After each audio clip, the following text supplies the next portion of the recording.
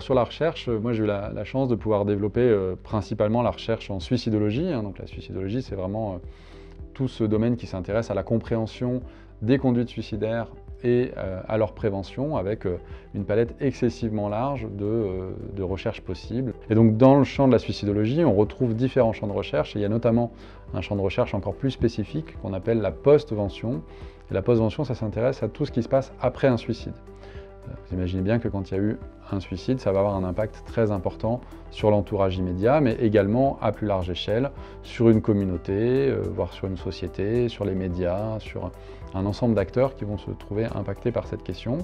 Et donc moi on a pu développer avec notre équipe un certain nombre de travaux de recherche sur ces questions-là, tant sur la question de l'impact notamment sur les soignants, mais aussi sur la prise en charge et l'accompagnement du deuil après suicide. Et donc on a pu développer des travaux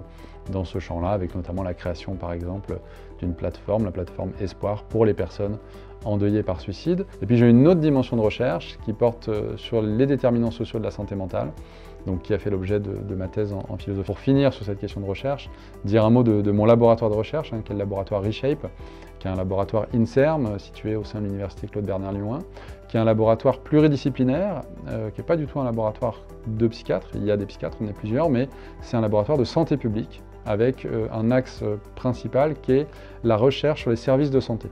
Et donc ce qu'on essaye de comprendre, c'est comment est-ce qu'on peut mieux saisir ce qui se passe dans des services de santé, et comment est-ce qu'on peut améliorer surtout les services de santé, donc à la fois en santé mentale, mais sur énormément d'autres aspects de la médecine et de la santé en général.